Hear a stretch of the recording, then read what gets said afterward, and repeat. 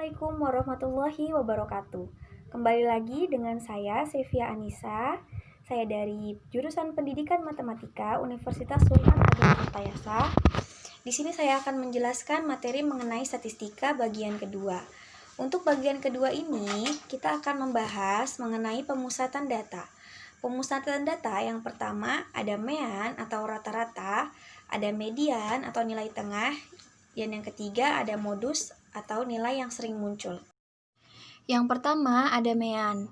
Untuk rumus mean pada data tunggal, setiap datanya ditambahkan kemudian dibagi dengan jumlah data atau banyaknya data. Sedangkan untuk data kelompok, caranya jumlah frekuensi kelas dikali dengan titik tengah kelasnya dibagi dengan jumlah frekuensi secara keseluruhan. Sedangkan untuk rataan sementara, rumusnya rataan sementara ditambah frekuensi dikali DI, di mana DI-nya adalah nilai tengah dikurangi rata-rata sementara, dibagi frekuensi secara keseluruhan. Jadi, ada 3 rumus rataan. Yang pertama rataan tunggal, rataan data kelompok, dan rataan sementara. Yang kedua, ada median atau sering disebut nilai tengah.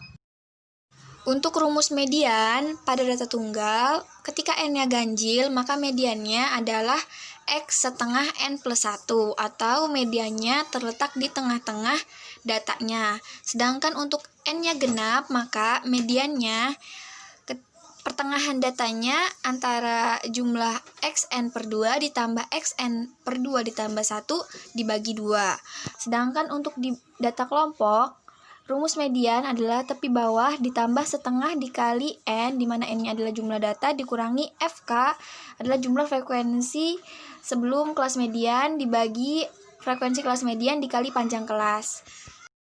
Jadi untuk mencari median pada data kelompok, kita harus terlebih dahulu menentukan letak kelas mediannya agar kita bisa menemukan tepi bawahnya dan juga mengetahui frekuensi sebelum kelas mediannya.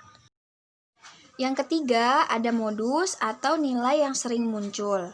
Nah, untuk rumus modus pada data tunggal, tinggal kita tentukan saja mana data yang sering muncul. Misalnya pada contoh nomor 1, 5 muncul 2 kali, 6 muncul 3 kali, 7 muncul 2 kali, 8 muncul 2 kali. Jadi modusnya adalah 6.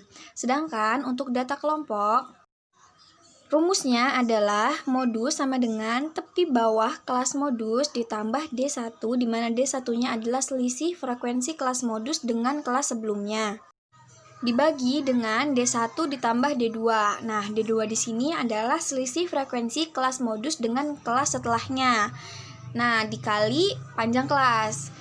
Jadi, untuk menentukan modus, terlebih dahulu kita harus tentukan dulu di mana letak kelas modusnya. Kita cari yang mana frekuensinya terbanyak, baru kita tentukan tepi bawahnya, lalu kita tentukan D1, D2, dan panjang kelasnya. Kurang lebihnya itu mengenai penjelasan statistika bagian kedua. Semoga video ini dapat dimengerti dan juga dapat bermanfaat bagi teman-teman. Sampai jumpa di pertemuan ketiga mengenai pembahasan statistika bagian ketiga. Kurang lebihnya dari saya mohon maaf. Wassalamualaikum warahmatullahi wabarakatuh.